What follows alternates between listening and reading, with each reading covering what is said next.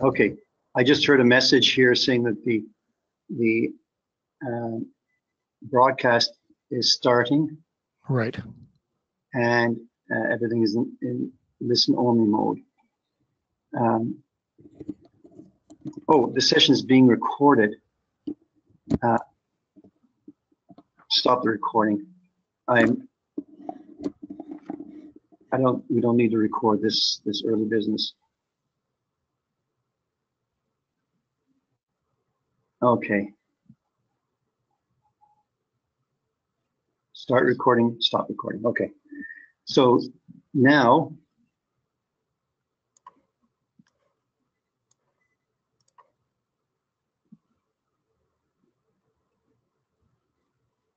I'm trying to. I think you have to click on show screen. I'm trying to show screen, or Yeah, this one. but it's not activating.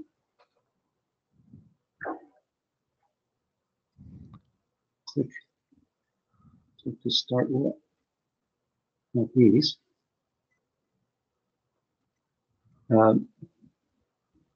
Oh, me. There you go. Okay. I think Craig was on there as the presenter. Oh, I see. Or you were one of us. Any case. All right, Craig. Yep. Do you see this my screen now? I do. Yeah. Okay. So what I'm going to do, Wanda, when I have my full screen, I don't want to share this mishmash. Okay. When I go into the full screen, then I can't find the controls anymore, right? Here, when I do this. Yeah. Oh, wait a second. Now it is. They're there. Oh, they're here. Okay. Yep. All right. It was because I wasn't actually thinking. Okay. I am going to go look because I don't think that will show up. Yeah, it shouldn't, eh? I'm not opening page. You can do information that I'm doing. No, the controls don't appear. I don't think so. I think no. I This think it's does not show up. okay. Good. All people see it. Okay, Craig. Yep. So we're good now, and you and I are both audible. I will get the record when you're ready. Okay. And what other details do I need to tell you? You should just speak normally, and advance the screens when you want. I'll advance the first 4 screens because I'm the one talking then, and then when I hand it over to you, I'll make you the presenter. Last 2 years, we began in March of 2016, hoping to do 4 that year. We did, and then in 2017 we've managed to put on 4 as well. So I'm very pleased to have you joining in today. I note that we have 8 people signed in so far. That's a bit less than half who had originally registered.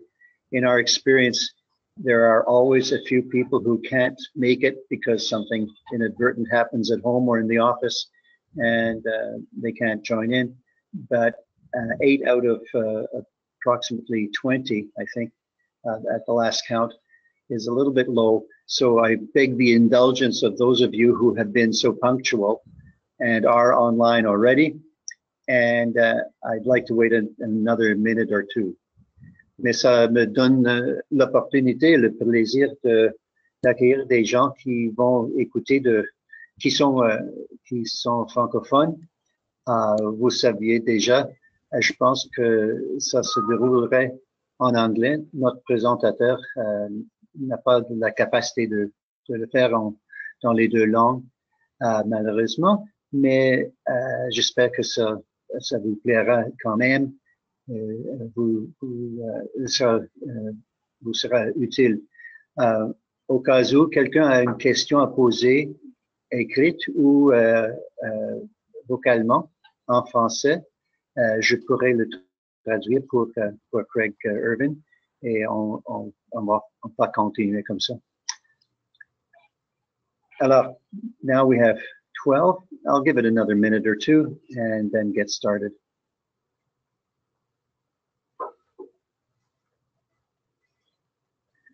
Of the names that I recognize, I believe that we have one person online who's in Alberta. We may have somebody from British Columbia.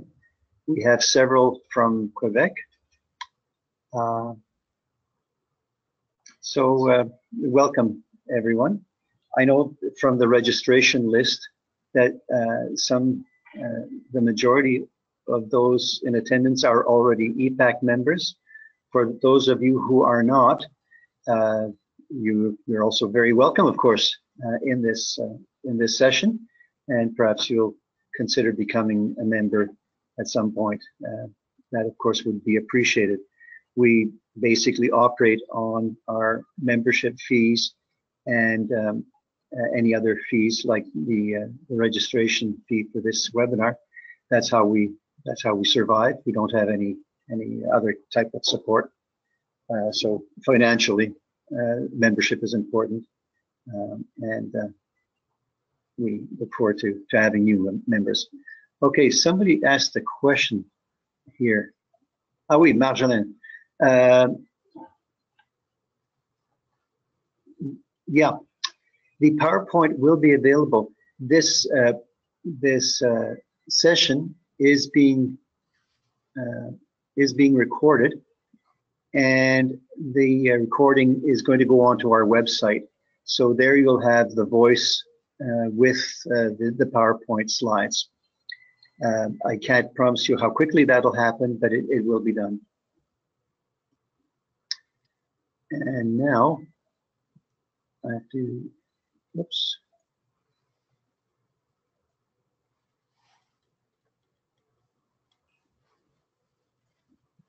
Okay, showing screen. And we are being recorded already.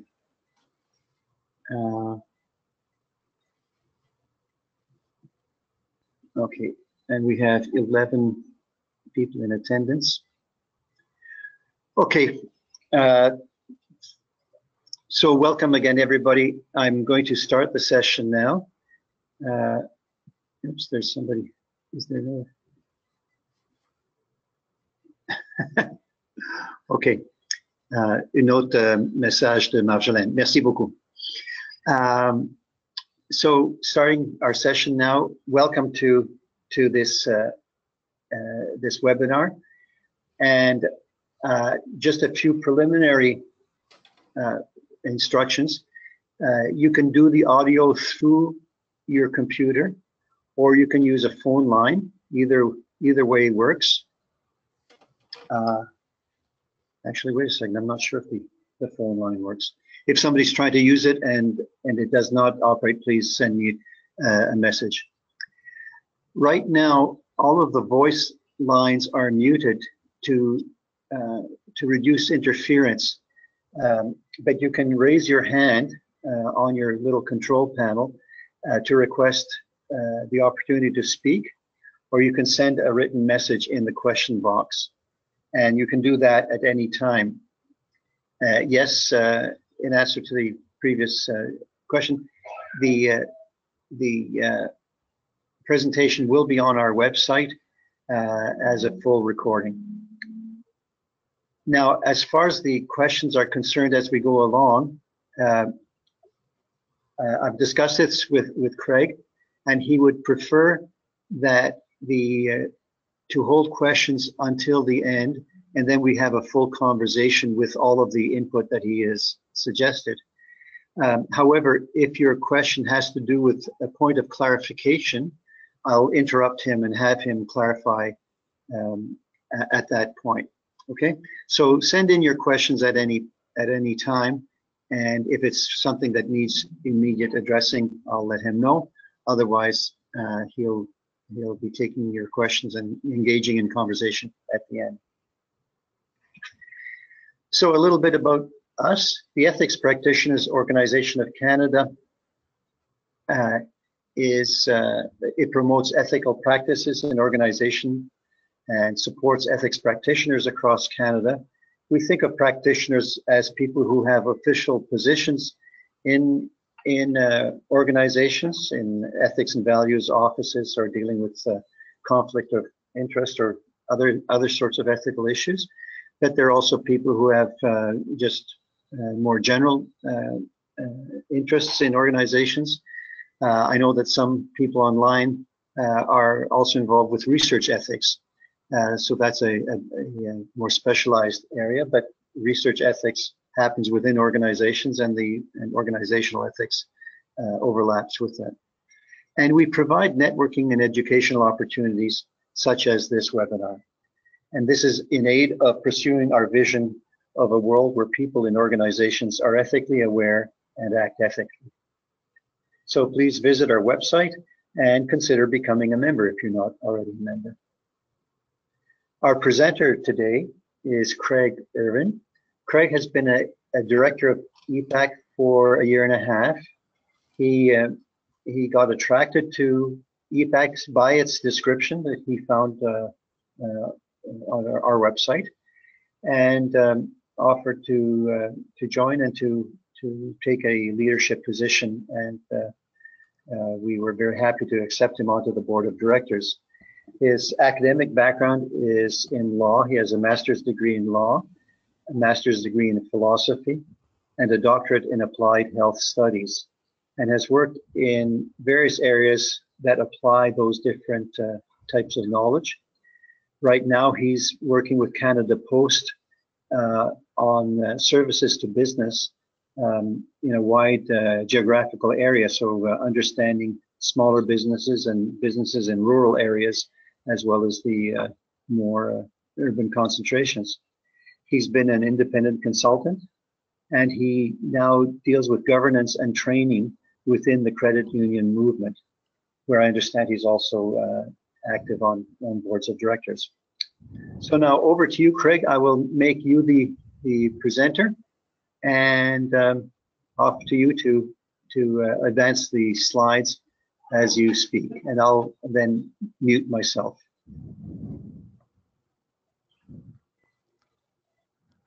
Let me know when you have control, Craig. Okay, I should have control now. As long as my voice is being heard. Can everybody hear me clearly? We can hear you clearly in this office, and unless somebody says something to the contrary, I'll assume that everybody else can hear you too. So just continue. Okay, so good afternoon, everyone, and thanks so much for your interest in this topic. The screen here shows an overview of the topic areas that we'll be covering in our discussion over the next hour or so. And I came across the phrase "opening respectful doors," the title of this webinar, while watching Anthony Bourdain's Parts Unknown, his episode on Oman. And during the episode, he spoke with a retired Royal Marine and author by the name of Ian Gardner, who fought in the Dhofar Rebellion, also known as the Omani Civil War, which was underway around the same time as the Vietnam War. But one of the things that Bourdain noted was that the aftermath of the Dhofar Rebellion was a very different experience compared to the Vietnam situation.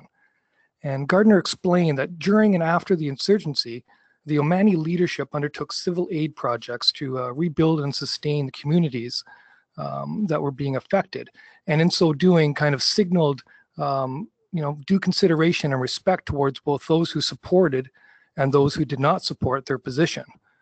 So oftentimes, the expected typical response would be to exclude or punish those who oppose, but the Omani leaders chose instead to open respectful doors and establish trust by including everyone in the renewal and rebuilding effort.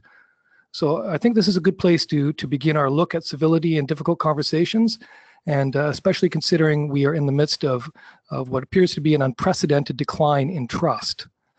So to that point, we'll take a look here at the Edelman Trust Barometer. These are 2017 results, and the barometer reports on global trust and credibility issues based on survey data responses across 28 countries. So here we see that essentially trust in all four institutions, business, government, non-government organizations, and media to do what is right has declined broadly in 2017. And this is a phenomenon that has not been recorded since Edelman began tracking trust. So it's a pretty dire state of affairs. And along with this, a 2017 Pew Research Center US survey showed that the overall trust in government remains near historic lows. Surveys in Canada also show that Canadians report a decline of trust in government, and the erosion is clearly evident in other arenas as well where trust is lost. Civility and ethical conduct are similarly diminished. We see this, of course, in recent examples of fraud and scandal. Wells Fargo comes to mind, the Weinstein Company, Fox News, Volkswagen, Turing Pharmaceuticals, the list goes on and on.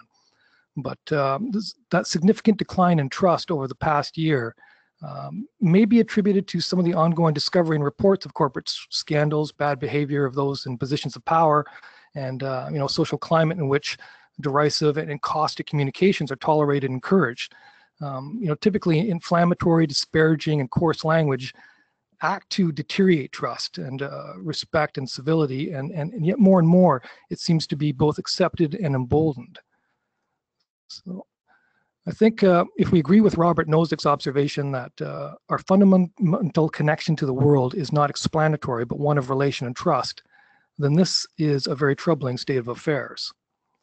So I think it's interesting to note that in 1996, about 5 years prior to the scandal that would expose Enron, which is, at the time one of the world's largest companies, I think it was the 6th largest in the world, when that massive financial fraud was exposed, or just prior to that actually, they won a corporate conscience award from the Council of Economic Priorities, which honored companies, and I quote, that exemplify a commitment to corporate social responsibility through responsiveness to employees, equal opportunity employment, community involvement, environmental stewardship, and international human rights.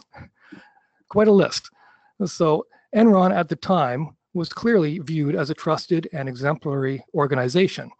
And a more recent example, maybe along those same lines, certainly an example of eroded trust due to unethical conduct, is the case of Volkswagen. So here we have the case of a very large company that has enjoyed incredible brand loyalty from its customers for many, many years. Volkswagen is behind only Audi, Mercedes, and Alfa Romeo when it comes to loyalty from its customer base. And some of that can be is due in part or can be attributed to the iconic Beetle brand, which has been and remains the best-selling car in automotive history.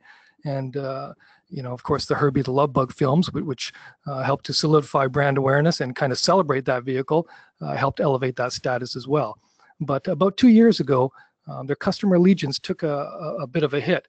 So in September 2015, reports that Volkswagen had intentionally programmed certain diesel engines, and those were in the model years 2009 to 2015, affected 11 million vehicles, in such a way that they would pass emissions testing that they would not otherwise pass, created quite a scandal and precipitated investigations in multiple jurisdictions.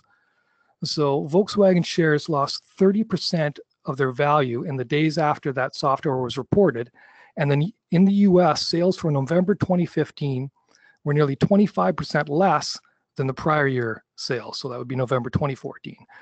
And the positive affect towards the brand disappeared virtually overnight, fulfilling Benjamin Franklin's observation that it takes many good deeds to build a good reputation and only one bad one to lose it. So the cost of the scandal was an astounding $23.9 billion, according to a report by Bloomberg earlier this year. And it seems that the commitment to ethics was more one of ornamentation rather than implementation. They certainly had an ethics program and ethics training, but clearly, for whatever reason, that training was not followed through or implemented to the extent that this could have been avoided. So, there are many kind of more insidious and difficult to quantify costs to consider when trust declines and is lost. And John Plender, writing in a 2012 collection of essays called Trust and Ethics in Finance, refers to the American economist Francis Fukuyama's view that a lack of trust imposes a kind of tax on all forms of economic activity. So he explains that bad behavior erodes trust and forces people to place heavier reliance on the law and regulation. And the more transactions have to be governed by contract, the more cumbersome and expensive business and finance become. So a similar observation was made by philosopher Richard Rorty in 1999 in an essay called Ethics Without Principles. And he talks about that the fact that morality and law begin when controversy arises. We invent both when we can no longer do what comes naturally, when routine is no longer good enough, or when habit and custom no longer suffice. So the alternative to trust is increased regulation and related external controls, which are both administratively daunting and very, very costly. So, you know, as I mentioned earlier, there are many carefully crafted ethics codes and compliance regulations. Most organizations have them. But having an ethics code established and available within a corporate or a government enterprise doesn't necessarily shape or direct behavior. Some of the examples that I gave show. Trust and civility are essential for forging and sustaining relationships and social networks based on mutual respect and regard. So, you know, as John Tate points out in his 1996 publication, A Strong Foundation Report of the Task Force on Public Service Values and Ethics, codes and rules have their place. They are even essential at certain times and for certain purposes, but they are not enough. They work when they capture what is already the strong conviction and broad practice of a community. So the idea of practice is often abstracted to an edict, which is somehow supposed to govern or regulate behavior. But, you know, often it's more colloquially identified as a talk not walked. And, you know, as Andrew Stark pointed out nearly 25 years ago, any business ethics worthy of the name should be an ethics of practice. You know, both Stark and Tate are expressing the idea that ethics must be embodied and lived and applied. And this is captured here in this slide by a quote from researchers Nicholas Berbeles and Paul Smyers, who talk about that, you know, what it means to conceive of an ethics of practice. You know, it's an activity, it's constellation of learned activities and skills. It's something that is shared. It's something that, you know, takes trial and error. And this is how we learn how to kind of navigate those both expected and unexpected situations. So I think that this brings to mind an example that I'll share with you. So last year, as part of my continuing legal education, I took a course through Osgoode Hall Law School on ethics in administrative justice.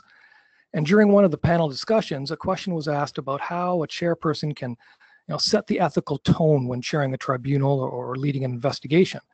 And the response from the panelists was that it was vitally important to conduct the work with integrity and fairness, you know, modeling appropriate behaviors, having vigilance concerning impartiality, transparency, and communications.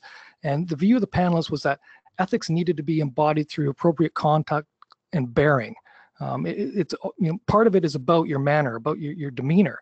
And this sense of grounding ethics through conduct is something that was a central feature of philosopher Ludwig Wittgenstein's perspective on ethics. And if we follow Wittgenstein's thinking and agree that ethics talk pushes against the limits of language, it can nonetheless be applied and displayed through behaviors, actions, and lifestyles, which in their own way testify to this fundamental characteristic of life. So ethics and trust and civility are all interrelated, and the way in which we conduct ourselves and communicate with one another is important for developing and maintaining the interpersonal consideration and respect, you know, upon which our own fidelity to ethics depends. So in many ways, before we can talk about ethics, we really have to talk about how we talk. So there are times when you know, you're involved in a difficult dialogue, and as challenging and as uncomfortable as those can be, it's an opportunity to understand the other person and be understood by them. So if rapport and trust can be established, a relationship based on mutual regard and ethical conduct is much more likely and sustainable than in cases where there is no trust. So if we think about dialogue and the importance of dialogue in operating within an ethical kind of sphere, dialogue is intrinsically a process of sharing thoughts, feelings, ideas, you know, related information. And it's through that process that we come to understand not only ourselves, but, you know, our relationships with others. And noted kind of author and researcher on dialogue, William Isaacs, he comments that human beings create, refine, and share knowledge through conversation. So implicit in any communicative relational undertaking is a matter of trust. The dialogue process is an opening up of vulnerability and discovery, and as such, you know, it reveals more than just a point of view, it informs who we are and how we conduct ourselves. And again, going back to John Tate and his view on dialogue, he states, and I quote, "Dialogue implies two things.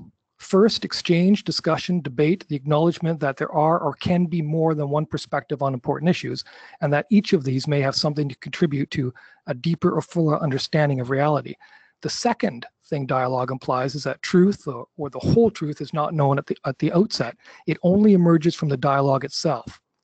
Thus, a dialogue requires openness, patience, an ability to listen and to absorb, a capacity to resist the rush of judgment, and a willing suspension of belief." And similarly, William Isaacs explains that dialogue is a conversation with a center, not sides. It's a way of taking the energy of our differences and channeling it towards something that has never been created before. So there are times and in certain settings, it may be useful to create and use a set of ground rules to keep a dialogue focused and efficient. So even in cases where people share similar backgrounds, allegiances, and interests, difficult conversations can be thorny. So take, for example, boardroom discussions. They can be very animated, very impassioned, and this is true even when the people around the table are all there to serve, maybe to save a shared purpose. So I like this, I find this kind of a provocative quote. So this is from the International Finance Corporation, and they note that a board that never argues or disagrees is most likely inactive, passive, or inattentive. In other words, an ineffective board that is neither fulfilling its oversight function nor carrying out its duty of care. So I'm not sure that it's necessarily the case that a board that never argues is necessarily ineffective, but I think there is bound to be disagreements over some issues, and that the way in which these are handled is extremely important for both the current and future interactions. So difficult conversations are analogous to stormy waters. They can be unsettling, unpredictable, sometimes unavoidable, and often very necessary to adapt to. So put another way, and quoting Franklin Roosevelt, a smooth sea never made a skilled sailor. So a 2013 global survey of 191 board members undertaken by the Center for Effective Dispute Resolution and the International Finance Corporation found that 30% reported having experienced a boardroom dispute affecting the survival of their organization. And 43% reported that conflict reduced the level of trust amongst the board members. So there's a good deal of solid research evidence, and much of this is echoed by professional practitioners, advising that a reasonable first step to help difficult conversations proceed in a positive way is to create a meeting charter or a code. So the meeting charter describes the meeting process. So those behavioral norms and expectations that everyone at the meeting agrees to observe and adhere to. And the point is not to be mired in strict rules, but to develop meeting practices that encourage civil dialogue and interactions with a view towards ensuring that everyone is comfortable engaging in the conversation. The idea is to seek balance between too formal or too prescriptive and too informal and too unstructured. So I think that the code, in order to be fully accepted, it needs to be developed collaboratively. It needs to be regularly applied and reviewed. And I think that how it will look or what shape it'll take will really depends on the needs of the group. So it might have some procedural aspects. Most of the time they do. That would include, specifying start and end times and, rules around technology use in the room, those kinds of things. It probably will have some behavioral aspects. So, advice not to interrupt others when they're speaking, that there be one speaker at a time, those kinds of things. Possibly could be some conceptual ideas as well, that people are engaged, that they bring a creative spirit to the meeting, and one or all of these aspects can change over time, but the primary function is to establish and maintain a space for mutual regard, civil discourse, and debate. So I often find it useful to look at the origin of words to shed some additional light on their meaning. So if we look at the meaning of the word meeting, it actually comes from the Old English, describing the action of coming together. Also denotes, gathering of people for discussion. And convene derives from Middle French and Latin, and indicates the idea of uniting, of agreeing, of assembling. And we see that based on these early meanings of both terms, that civility is involved in the very act of assembling together. So civility, it refers to the behavioral and social standards that we observe and maintain for interacting with one another. And it's useful to keep in mind the following point put forward again by the aforementioned International Finance Corporation, where they explain that a civil environment does not preclude animated debate, deeply held beliefs, emotional speech and action, or passionate convictions. A lack of civility can too easily trigger antipathy and anger, thus inhibiting free discussion and debate.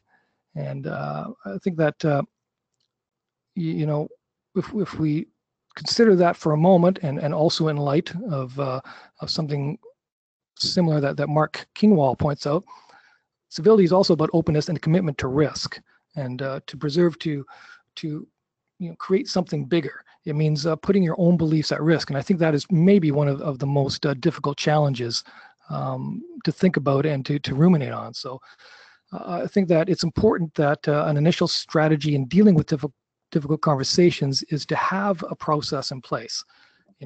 Establish meaningful, collaboratively developed board, committee, ground rules, review them regularly, update and refine them, as often as needed.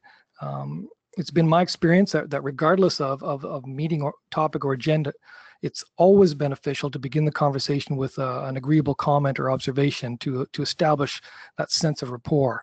And while I was in the graduate law program at Osgoode Hall, one of my colleagues was a very experienced mediator and negotiator, and he firmly believed that setting or signaling the right tone at the beginning of the meeting was vital to having a productive and successful session. And when you think about that, when you think about setting that tone, about signaling the kind of communication that's going to take place, you think about the fact that communication is really the foundational kind of way of dealing with conflict and difficult conversations. So one of the things that researchers Douglas Stone, Bruce Patton, and Sheila Heen point out is that the two hardest and most important communication tasks in difficult conversations are expressing feelings and listening. And I think that in order to really provide the opportunity for feelings to be expressed, it's important to consider something that they call the learning conversation. So this is a dialogue in which people share information. That information includes feelings and values. They ask questions. They actively try to understand the situation from the other person's perspective. And it's really that idea around discovering. It's about curiosity. It's about kind of interaction and sharing.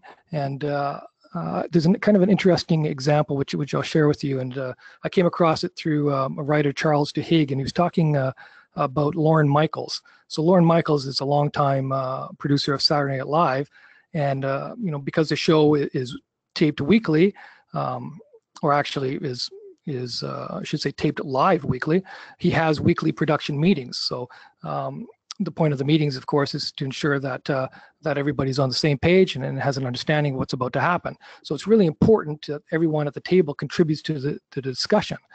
And if someone hasn't spoken up or contributed, Michaels will pause and he'll say, "Listen, I notice you haven't commented yet. What are you thinking about right now?" And he elicits that response. He's trying to make sure that people are involved and engaged. And if someone appears to be having a bad day, he'll stop the meeting and he'll address that by inquiring about their mood and encouraging them to talk about what's bothering them. And he expresses both interest and concern, and through that dialogue establishes and oftentimes reinforces the team trust bond. So clearly this way of conducting a meeting could take more time, but Lorne Michaels and his team are known for being productive and meeting very, very tight time schedules.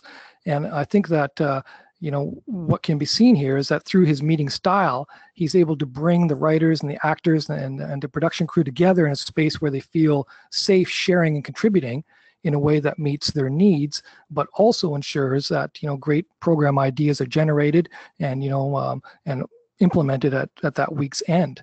So it's really about finding a way to allow issues to surface, especially those that are troubling, and to avoid misunderstanding and or miscommunication kind of early on in the process. So I think it's a wonderful strategy. I think it's one that can be applied in not only professional lives but in private lives as well. And again, referencing the International Finance Corporation report, there's another kind of extract there, and where it says one of the biggest communication mistakes on boards and in general is to assume that we know how others receive what we are trying to communicate. People exposed to the same information can end up with completely different impressions and ideas. So I think that by encouraging participation and using open-ended questions, so questions along the lines of what are your thoughts on, or I'm not sure I fully understand your point, can you provide more details? Some of the miscommunication or misinterpretation issues can be avoided. So, inquiring about someone else's perspective really signals respect for their view, and it shows that you value their thoughts, and oftentimes, this will create momentum towards resolving differences. So, author and mediator Bernard Mayer, he points out that communication needs to be interactive and effective. And I think that, again, Stone, Patton, and Heen note that listening well really is one of the most powerful skills you can bring to a difficult conversation. So in a sense, effective communication should provide solid ROI. And in this case, ROI is not return on investment, but return on involvement. So return on involvement is the value derived by having everyone at the table share views, ask questions, and probe alternatives. And through that involvement, meetings and decisions undertaken will have a more robust and collaborative quality. And I think that listening signals a genuine interest in the other person's perspective, and through careful listening, areas of common ground and shared positions are more readily revealed, and this allows progress to be made throughout that interaction. William Isaacs, he comments that dialogues often have a quality of shared emergence, where in speaking together, people realize that they have been thinking about the same things.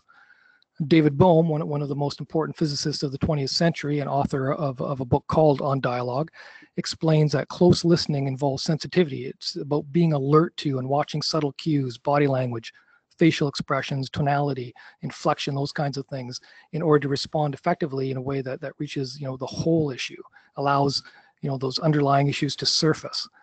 So I have an example of strong communication that's really stuck with me for a number of years, well over 20 years since I first encountered it, and it's something from the life of Jesse Owens. So Jesse Owens, after his legendary athletic career, was involved in a number of national and international humanitarian organizations. And for 2 decades, he served as a director of the Illinois Youth Commission, where he worked with disadvantaged youth. And he would, on occasion, be called to the police station. And if one of the young people in his program had been detained, upon gaining their release to his custody, he would take them for a walk. And he would urge them to express themselves, to communicate. And he would say, the more we talk, the more we walk, the more we're going to understand one another. And I like that kind of way of sharing or signaling that there's great value in communication and in coming to a shared understanding. And it kind of echoes psychiatrist and author Carl Goldberg's perspective. He says that far more concern needs to be given to how we speak with one another in our everyday interactions. He notes that our humanity is forged by our words as well as our actions, and that when we express ourselves freely and articulately, we can reach others and sensitize them to our true sentiments and desires. So, some ideas to kind of increase interactive communication, would include tracking the number of questions asked or the number of ideas generated in a meeting or in a conference setting or what have you. This will help to determine if there's a learning conversation culture. And if not, then, we can certainly apply some of the strategies that both Lauren Michaels and Jesse Owens have used. William Isaacs, going back to him, advises, pay attention to the actions that are missing and provide them yourself, or encourage others to do so. With groups, consider a roundtable discussion to provide each person an opportunity to speak. So one way to elicit, more thoughts and ideas is to comment, I think this is an interesting issue, and I wonder what others have to contribute on the matter. That way you kind of open it up to the room. and invite others to kind of join into that conversation. So, along with these discussions around conversations and dialogue, we'd be remiss if we didn't talk for a moment about emotions. So again, going back to that 2015 International Finance Corporation report, it was noted that respondents believed or stated that dealing with emotions was the most difficult aspect of dealing with disputes. And researchers Van Cleef and Van Lang explain that conflict is inherently emotional. It's an inherently emotional event. Personal and business conflicts alike have strong potential to elicit emotions. So I think that an important first step in dealing with emotion is to really recognize and accept that emotion and emotional response are normal and defining aspects of who we are as human beings. Emotion, reveals a person's feelings on a matter. It reveals, their sense of values, their commitment to a point of view, and in some ways their social intentions. So emotions provide insights in ways that maybe words can't accurately or adequately reveal. So both philosopher Richard Rorty and long before him David Hume put a lot of focus on sentiment in morality and anchoring it to morality. And they believe that both ethics and morality have an emotional context. And in the case of Rorty, noting the ability to notice and to identify with the pain and humiliation that others are feeling or going through. I like this kind of observation from Stanford University professor Margaret Neal, where she explains that anger is an optimistic emotion. Folks don't get angry if they think there's no hope of changing the situation. They get angry because they think they can change the situation and make it better. So, we don't generally experience vividly expressed emotions in our day-to-day interactions. So it's something that when it does occur, it can be unsettling. And Stone, Patton, and Heen comment that in any given situation, our feelings follow our thoughts. Our feelings are changeable and are largely based on perception and context. And in many cases, a change in perception leads to a change in feelings. So some years ago, about a decade ago, I trained with a tactical confrontation expert in Montreal named Tony Blauer. And he would point out that, there's a difference in people's perceptions between telling them that you have a dog versus telling them that you have a Rottweiler. It's a very different response. And coincidentally, at the time, my wife and I, we owned a female Rottweiler, and she was a very kind, intelligent dog. But I also I often had the experience while walking her that people would cross the street, before reaching us rather than walk past us. And I'm kind of under the impression that their perception was probably due to feelings of fear or at least apprehension of the dog, the Rottweiler, in this case, a Rottweiler, and perhaps things would have been differently if we were, in this case, if I was walking a poodle, for example. So, those perceptual and emotional responses can be really difficult to manage. So it's important to inquire or to investigate where those feelings are coming from, where those perceptions might be coming from, and to work forward from that insight. So along those lines is I think it's kind of interesting to explore the word confront, which comes to us from French and Latin usages, and taking a look at it kind of reveals the etymology kind of reveals some interesting impressions. So when you look at that word confront, it can mean to stand in front of, but it can also mean standing beside. So the Latin derivation describes with and together. So confront can be interpreted to mean head to head in an opposing or an oppositional sense, or head to head in a collaborative sense. So head to head, or in this case, shoulder to shoulder. And I think that that's an interesting way to think about it. And so going from there, it's a really interesting code of confrontation that author and mediator Brian Muldoon talks about in his book called The Heart of Conflict. And so I found this very useful over the years to reference. So I think it's worth taking a look at here. So the first principle in Muldoon's code of confrontation or code of conflict, in a sense, is respect. in any conflict circumstance, there's a lot that's going on below the surface. And typically what is revealed is only part of the picture, not the whole picture. So if we treat others with respect, even when it's difficult, we avoid that downward spiral of reaction or retribution, those kinds of things, those negative kind of reactions, which often end up deepening the disagreement or divide. His second principle is courage. So, fear is a disabling and debilitating state.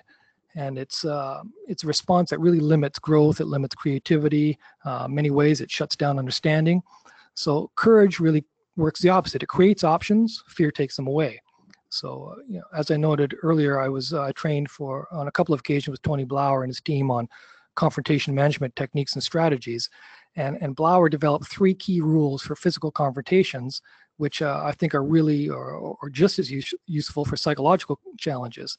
And the 3 are: accept where you are, get challenged, and don't stop thinking. All 3 of those are about creating options, about staying open to opportunities.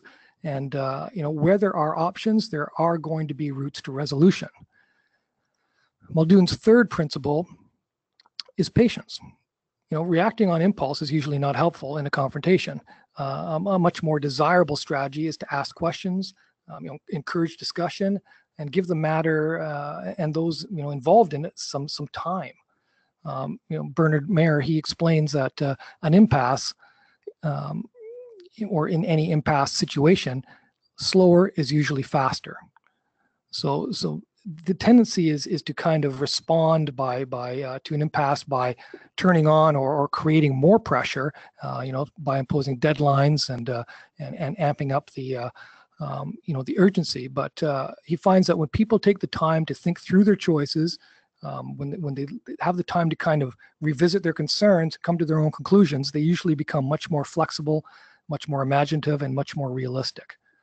So there's a couple of strategies that are helpful when dealing with confrontation. And I think that, the first one here is about preparing for possibilities rather than problems. If you're anticipating a confrontational encounter or find yourself in one, it's really easy to view or respond to it negatively. And that, of course, limits the options for finding a way through. Instead, it's much more helpful to kind of reframe the issue as a possibility and to orient accordingly. Certainly leading with curiosity, asking those open questions, how, what, and why questions are really important. Keeping yes and in play is really essential. One of the key exercises in improv acting classes is using this idea of yes and. So the idea is that regardless of what the other person says or does, you agree and respond in a way that continues the interaction. So that yes and is always about keeping the interaction going, seeing where it's going to lead to. Robert Weinberg, he's one of the world's leading oncology researchers, and a while back he was asked in an interview what attributes are most essential for his work as a cancer researcher, and he replied, curiosity and optimism.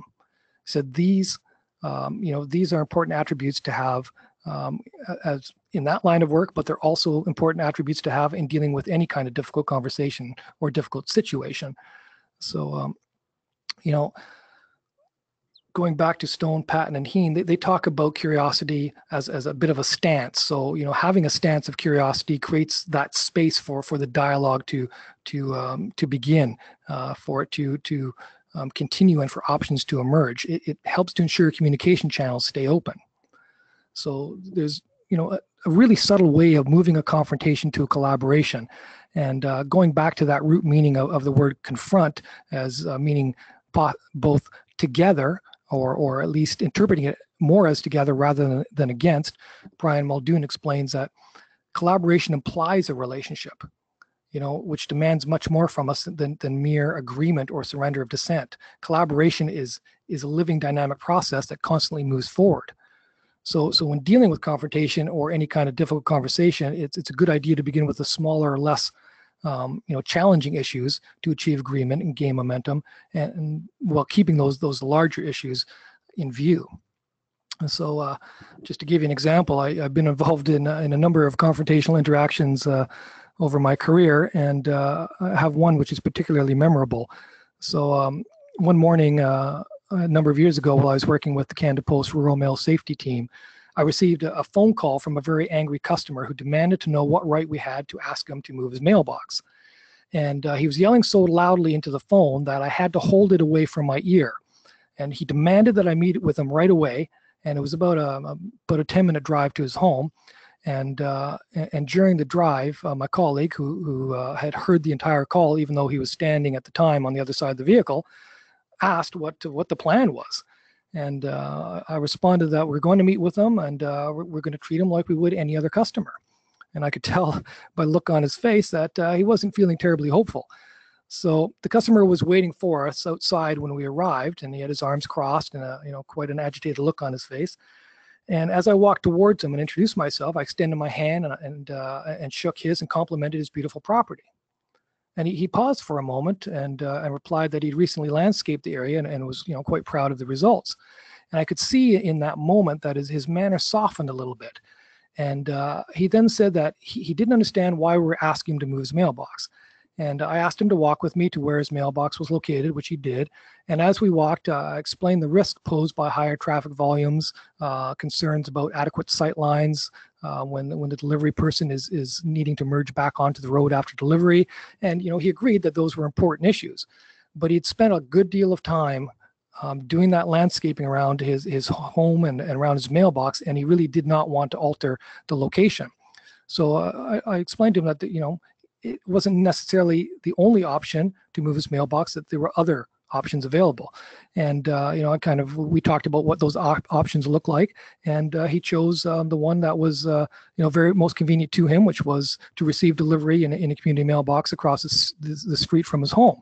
So he could maintain his mailbox where it was, still get his his flyers and his papers and whatnot in his mailbox, but for the safety of the delivery person, they would use the community mailbox located in a parking area right directly across from him. So his anger was based on his perception that we were providing a single alternative, and one that he didn't appreciate because of the time he spent landscaping and beautifying his property. So once both he and I had the opportunity to share more information, we were able to arrive at a resolution that satisfied both our concerns. The interaction started out on a confrontational footing, but by applying Muldoon's code, leading with respect, showing courage towards adversity, and remaining patient and calm, a positive way forward was found. And again, this goes back to the importance of embodying an ethical and respectful position, which sets that tone for the interaction. So there are going to be those times when, for whatever reason, impasse is unavoidable. And the word impasse comes to us from the 18th century French term describing an impassable road, a blind alley, or a dead end. So, what do you do when you're confronted with these kinds of situations? You seek an alternate route. You reorient. You find a way around that obstacle. The obstacle, once it's in front of you, becomes the path forward. There's actually a Zen maxim which along those lines states that the obstacle is the path. So it's I think important to really look at it from that reorientation point of view. And in fact, in a case where there is an impasse, you have no other alternative but to seek that reorientation. So Stone, Patton, and Heen advise that wherever you want to go, imagine yourself in the other person's story has to be the first step. Before you can figure out how to move forward, you need to understand where you are. And I think that dealing with impasse is about being able to adapt to and to keep your mind open to possibilities. So this idea, this way of thinking aligns with Tony Blauer's primary rule when you find yourself in a difficult, unpredictable, or dangerous situation, which is accept where you are.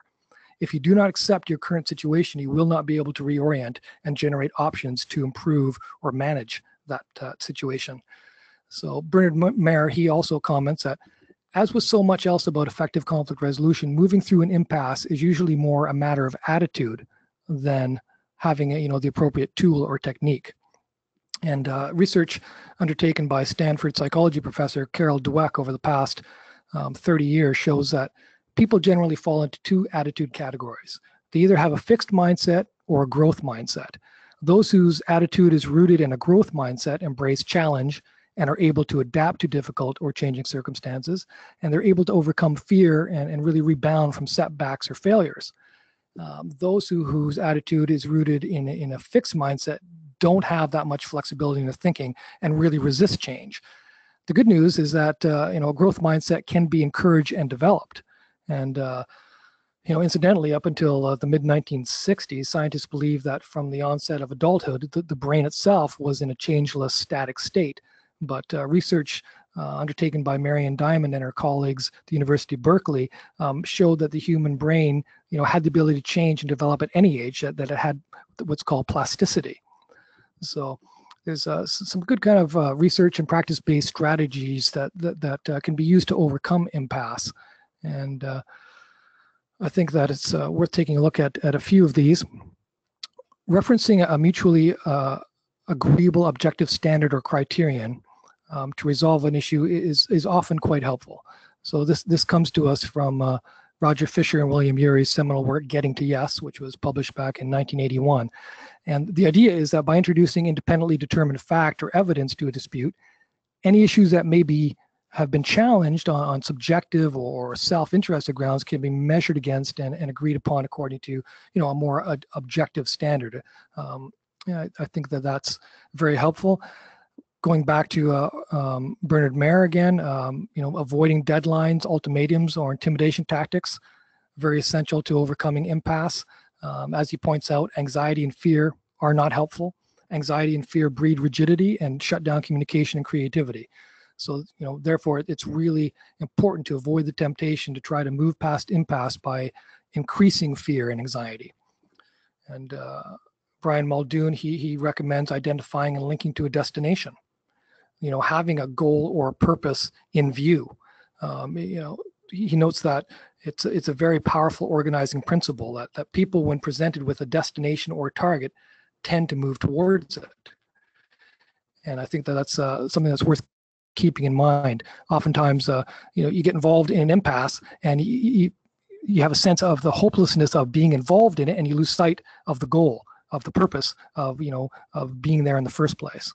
So back in 1910, philosopher and educator John Dewey said something similar. He described that organizing role of having an end in view, noting that a question to be answered and ambiguity to be resolved sets up an end and holds the current of ideas to a definite channel. So having that goal or that purpose in mind, or identifying it at strategic points along the way, can be really, really helpful. I think that it's also important that when a conversation is increasing confusion, when it's increasing misunderstanding or frustration, and starting to lock people into those positional or defensive communications, you really need to introduce or think about ways to think about the issue differently. And there's a number of different kind of strategies around this, and usually they fall under the heading of redescription. And so redescription is concerned with describing issues in a new or different way and reworking the problem from a fresh explorative perspective. Professor Gideon Calder from Wales, he explains that redescription is a matter of imaginatively making new descriptions hang together with existing ones. It's about recontextualization, reinterpretation, reimagining of given attitudes and ways of looking at problems. So the way that redescription or the form that it often takes is that of a generative metaphor, presenting an existing concept or problem in a different, more expansive form. So a generative metaphor is describing something as like something else, but in a way that generates a different sense of the thing described. So, a couple of quick and very, simple examples, something along the lines of, this problem is like a patient with an illness and we need to find a way to diagnose it. Or, what if we looked at this issue from the base of the building rather than the top floor? So it's kind of trying to describe things in a way that changes the way that, we are currently looking at it, which is proving to be unhelpful. So metaphor finds its origins, or the word metaphor finds its origins in Latin and Greek, and means to transfer, carry over, alter, or change. And both redescription and generative metaphors are concerned with deploying creative ways of thinking in order to solve a problem or overcome impasse. So Frank Barrett and David Cooperrider put it this way: generative metaphor then is an invitation to see anew, to facilitate the learning of new knowledge, to create new scenarios of future action, and to overcome areas of rigidity. So, this idea of generative metaphor is it's an exercise in both kind of speaking and listening, being open, being alert and responsive in a way that generates new perspectives or generates different ways of seeing deeply rooted problems. And I think that we see that again here from Brian Muldoon, that listening is really essential, that it opens up those roots past the impasse by allowing space for change to happen. And along those same lines, Stone, Patton, and Heen note that changes in attitudes and behavior rarely come about because of arguments, facts, and attempts to persuade. People are more likely to change if they think we understand them and if they feel heard and respected. So I'll give you one more example from my rural mail safety review years. I had an encounter with a customer that hopefully illustrates this point. I received a call one afternoon, and it was a customer who wanted me to meet with him at his home, and I agreed to meet with him despite the fact that his only availability was past my normal work schedule. So he was very polite when I arrived, but generally dismissive of the safety review that we were engaged in, and he asked a number of fairly pointed questions about the assessment process, how it was developed, how it was applied, what it meant for him specifically, those kinds of things. And we spoke for well over an hour. And at the end of our conversation, he told me that his intent for the meeting was to discredit the entire process and refuse to comply. But because I listened, so patiently and closely to his concerns and provided the information that he was not previously aware of, he kind of altered his perspective and agreed to cooperate and make the adjustment that we requested. He also told me that the member of parliament for his riding was a personal friend, and after our meeting, his intention was to contact his MP and to ask him to intervene on his behalf. But because of the time spent with him that afternoon, that evening, he felt that was no longer necessary. So I think that, to the point of how listening is so important, he really felt heard and respected. And through, that kind of dialogue where, there's that give and take, but there's an awful lot of listening on my part, he came to see the merits of the safety assessment. He came to see the merits of the process. So this is a kind of a nice segue into something that some research done by Project Aristotle, which is a project undertaken by Google back in 2012. So Project Aristotle is so named and is named in honor of a quote by Aristotle, and the quote is, "The whole is greater than the sum of its parts," a very well-known quote that has a lot of kind of applications in philosophy and other areas as well. But getting back to Google, back in 2012, they initiated a study to find out why some teams were very successful and others less so, even though all the team members had excellent credentials and experience. And what the researchers found was that there was no particular combination of personality types or skill sets, which is what they really had anticipated that can predict success. What they discovered instead was that it wasn't so much who was on the team, but how the team worked together, how the team interacted. And their analytics, and nobody does analytics better or more extensively than Google, showed that successful teams were those in which the members trusted and respected one another and shared a climate of openness. So the high-performing teams exhibited what researchers describe as psychological safety. And according to Amy Edmondson, who coined that term, she's a professor of leadership and management at Harvard Business School. She explains that psychological safety is that sense of confidence that the team will not embarrass, reject, or punish someone for speaking up. It describes a team climate characterized by interpersonal trust and mutual respect in which the people on the teams are comfortable being themselves. So Charles Duhigg, he explains that the Google data indicated that psychological safety, more than anything else, was critical to making a team work. So that psychological safety, it's characterized by open discussions on work and life issues in a supportive and tolerant context. And going back to that example of Lorne Michaels in his Saturday Night Live pre-production meetings, we see that really what he's fostering in those meetings is this sense of psychological safety. And I think that when you look at the successful teams that Google, and you look at how those worked per Google's review, that supportive context, that conversational turn taking is really important. So if you have a team where people do not fear taking risks, where they don't fear sharing their mistakes, you have a team that is able to grow and able to learn from those mistakes, able to kind of, collaboratively determine whether those risks are worth taking or whether, the risks could be taken differently, those kinds of things. So Brian Welly, he's a director of people analytics at Google. He explains that the Google sales teams with the highest level of psychological safety outperform the revenue targets on average by 17%, while those with the least psychological safety underperformed on average by 19%. So, after all of that data collection and data analysis, Google arrived at a fairly unsurprising insight, that trust and the way in which people interact within a trusting environment brings out the best in people. So I think this quote from John Hallowell, who's a longtime researcher in the area of trust and respect, he says, trust in others has been repeatedly found to be a vital support for happier lives. This trust takes many forms. It ranges from, the comforting thought that friends and relatives are ready to help in times of need, to belief in the generosity of strangers willing to pick up and return a lost wallet, to belief that, the word of a colleague or business associate can be relied upon, to the broader trust in public institutions and governance. Going back to where we began with that, the Edelman Trust Barometer. But while the evidence shows that all forms of trust are important, trust in one's environment of friends, neighbors, and workmates matters most.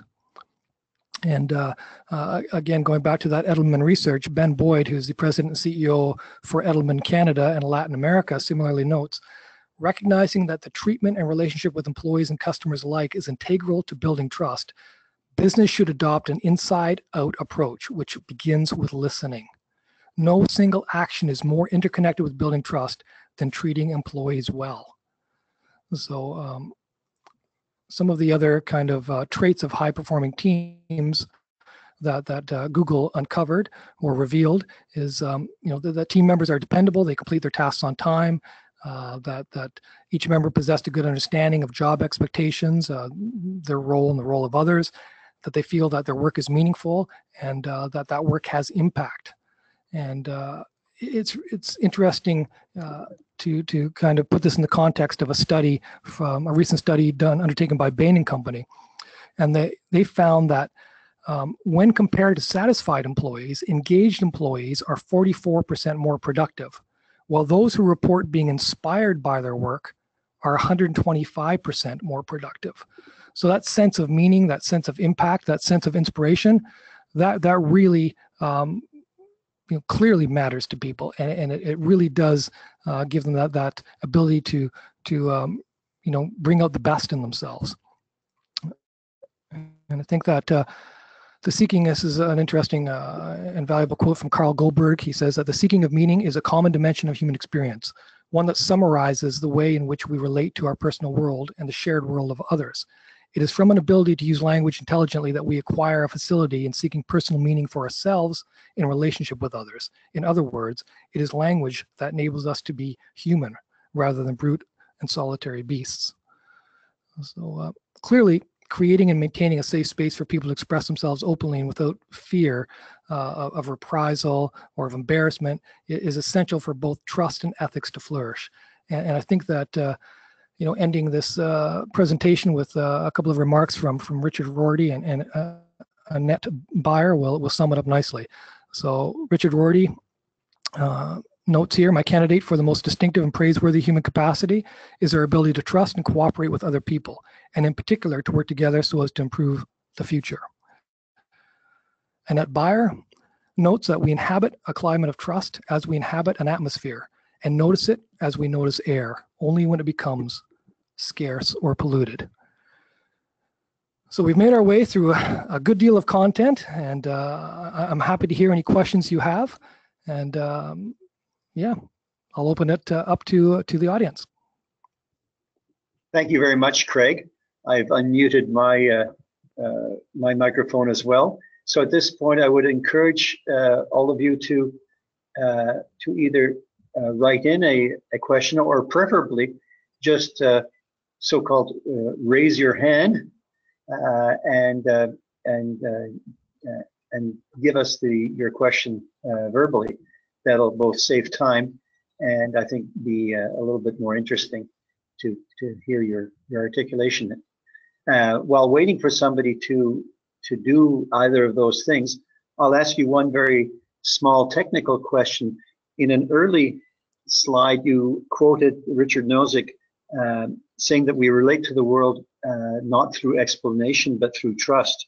I found that intriguing. Could you just explain that a little bit? Sure. I'll just wait. I think I'm back on here. Yeah, I think that what he's getting at is that so much of our interactions occur with that background of trust, implicitly already in our social networks, our social environments, our forms of life.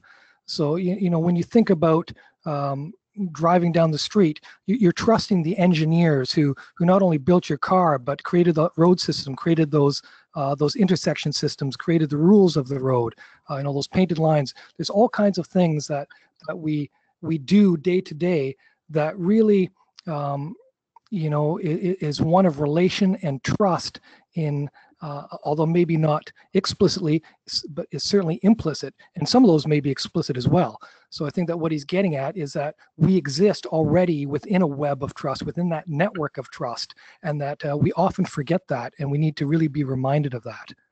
So, and hopefully this webinar helped move towards that reminder state. Okay, here's another one that occurred to me as I was listening to you. Sometimes one is really dealing with rudeness, and people who when chastised a little bit would say, "Well, I say what I think," and I present that as a real virtue somehow or other. Can you comment on that? Because I think that's a rather common phenomenon. Yeah, hopefully you can hear me. I have a jet either taking off or landing somewhere in the distance behind me. But yeah, I think that's a very common kind of circumstance. And there's been some good research just on that topic by a gentleman by the name of Dr. Robert Sutton. He's a professor of management science at Stanford. And he explains that both bad behavior and incivility, they're very contagious. So it's really important to limit it as much as possible. And people who display poor or disruptive behavior, often what they're seeking is a response that keeps that negative interaction going on. So they kind of feed from that negativity. So he advises staying calm and composed, something that we talked about when dealing with impasse earlier in the webinar, and really slowing down your response time so that you don't give them anything to work with. You kind of put out that fire, throw some water on that fire. And he says that it may also be useful to respond to them by simply reframing their outburst and putting a more positive spin on it, or putting it, if you happen to be in a room, a meeting room or a boardroom or what have you, or with a group of people, maybe putting the comment to the group for review. And saying something along the lines of, I see you're upset by this situation. Are there others who share this feeling? So again, distributing that negativity or redistributing it in a way that, you might be able to move it towards a more positive interaction.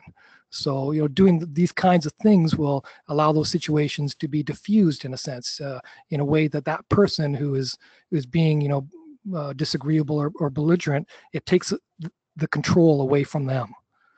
So, again, going back to the idea of having, a meeting charter or codes of conduct, this really helps to avoid those situations where you sometimes have people who try to hijack meetings by continually speaking out or interrupting. I think that if you can reference a meeting rule that limits that kind of behavior, that that solves a problem right from the get-go. So I think it's valuable to really think about having a meeting charter and following one, especially in cases where you do have meetings that have a lot of contentious issues around the table. Thank you. I'll come back to the meeting charter in a moment, but we've had a written question, actually a request for suggestions of further reading, if people are interested in doing so. And rather than let you answer that, I'm going to give you a suggestion, Craig, to see if this is okay with you. You've mentioned quite a few authors during on the slides themselves, but also you've mentioned others in your oral presentation. Could you add another slide to the set of the recommended readings, and with maybe a tiny bit of annotation, so people who want to read just a little bit or get a more introductory sense would know which to look at, and so forth? Could you do that as part of the presentation that goes onto our website? Yeah, I think that's a great idea. I'm glad that there's interest in having those references. I've used them throughout my career. I'm happy to share them, and beyond the books that some of the books authors that I've quoted, there's a lot of research that I've quoted as well. So if anybody is interested in a full list of the references for this webinar presentation, I'm happy to send that as well. But certainly I will add a slide with the covers and the authors of those books that I referenced this afternoon. Right. I said I was going to get back to meeting charters, and I will, but this suggests another question.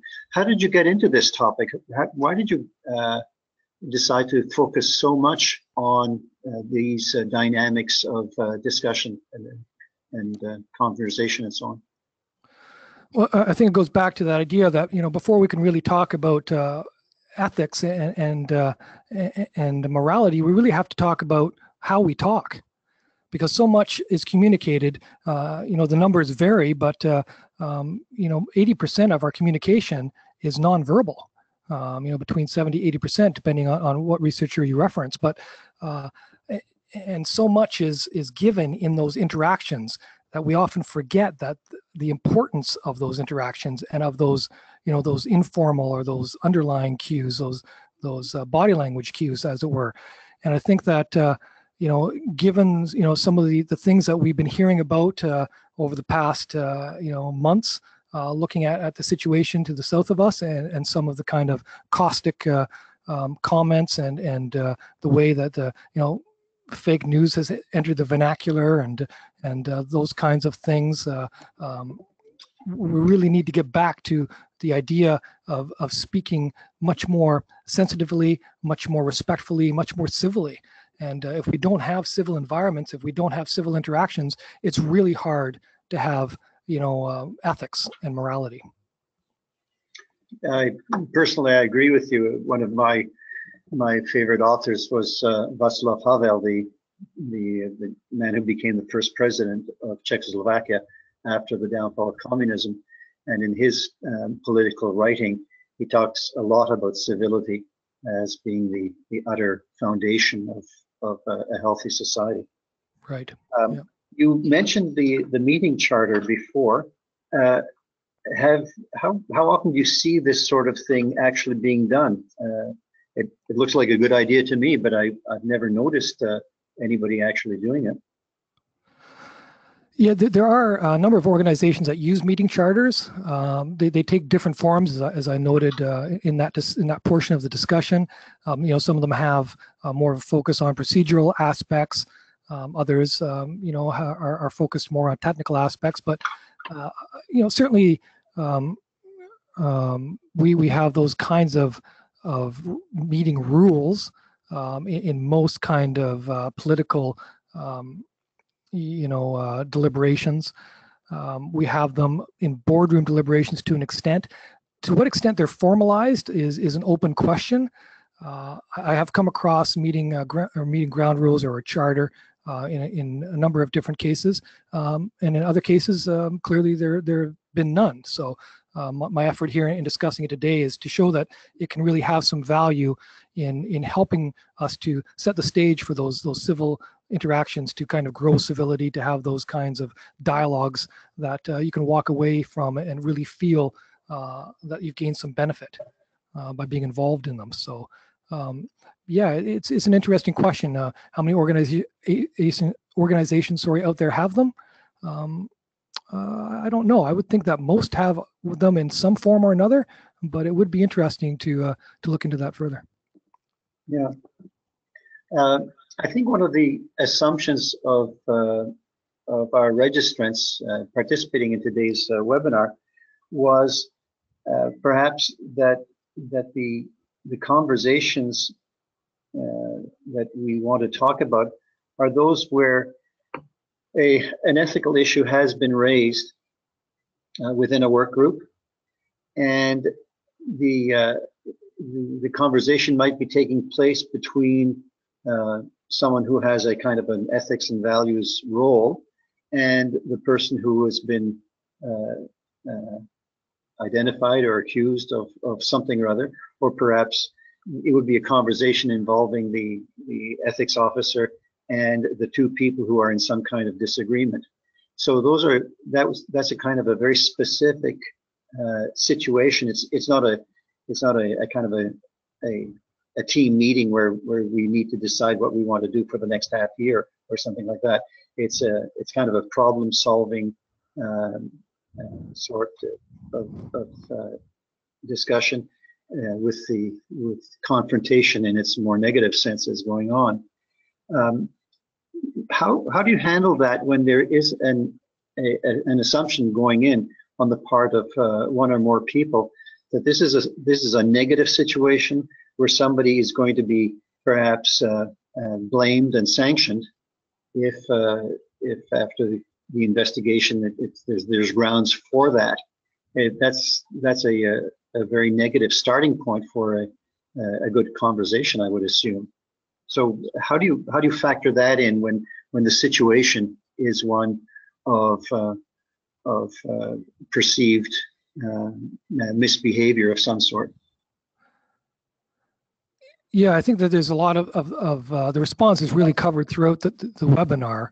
And I think that going back to the example of Brian Muldoon's code of confrontation, having respect, showing some courage, that kind of thing, going back to the example of the, that I gave about the administrative law webinar sessions, where clearly they deal with these kinds of things regularly. And when asked about, how do you deal with those kinds of situations, the response was, comes down to, certainly being transparent in your communications, being very clear from the outset about what this is about, modeling the kind of behavior that's expected, and that should be reciprocated, really embodying those values, those ethical values, so that during that conversation, regardless of how difficult the topic might be, there's still a sense that the person is being listened to, they're being heard, they're being showed, some respect, they're being treated civilly, and that the interaction is one that is not predetermined ahead of time. So I think that signaling those aspects is key. And as I said, one of my colleagues at Osgoode Hall, noted that really setting the tone from the initial meeting, from the initial interaction, is vitally important. So if you can get that right, if you can sound that note, that positive note right from the beginning, then that's going to give shape to the rest of that dialogue, interaction, investigation, what have you. Good, thank you for that. I'm scanning here to see if anybody else is either raising their hand or indicating a question. Yes, I do have one coming here. Hi, Craig, it's Mark Hodson, and I would make a couple of observations, and you can comment on them. Stop. Craig, can you hear? Yes, yes. Okay, go ahead. So my first one is with respect to the art of listening. Something that I learned was that it's a very useful device when you're trying to listen hard to try to repeat what the other person's position is, what you've heard. It confirms to them that you listened and that you heard and that you got it right. You may decide completely against them, but it's good to let people know that you heard what they had to say. That would be the first little trick that I had, was giving appropriate feedback. The second one was your comment on patience. My personal experience is that in a conversation, I am capable of absorbing the facts that are presented to me. That's immediate. You've given me a new fact that I didn't know. Okay, I've heard it, I can repeat it, I know what it is. But when it comes to more complicated things, for example, opinions on issues and value positions, I am not capable of absorbing that immediately. I've often found in my life that I'll have a conversation and it's only 3 or 4 months later that I find that my position has changed. And so the requirement for patience requires sort of having 2 conversations, one in which information is exchanged or positions are explained, and the other one where you meet later in order to see how each side has evolved depending on what they heard. So those would be my 2 observations. Yeah, I agree with, I think those are 2 great observations. I agree that, you know, signaling to the person that, that you're involved in a dialogue with is that you understand their position, that, you know, you've got it right, so to speak. It goes back to the quote from the IFC talking about, you know, we often assume that, you know, we understand what the conversation, the point of the conversation was, or what the topic is, and oftentimes we can easily get that wrong. So you know, doing that exercise of acknowledging what they're saying and kind of paraphrasing it back is very valuable. And I agree. I've had the exact same experience you have. That it's taken maybe a couple of days or weeks before it really settles in. So having, you know, patience, being open-minded, that's essential. It really is, and it's something that you know, is not necessarily natural to everyone, but it's certainly something, a skill that can be honed and refined over time.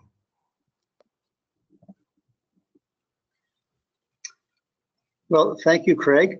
I would like to encourage all of you who are still on the line to take a minute to use the question area to send in any remarks that you wish to share about the webinar to help us evaluate how this went for you, and also to suggest any further topics that you'd like to have us cover in the future.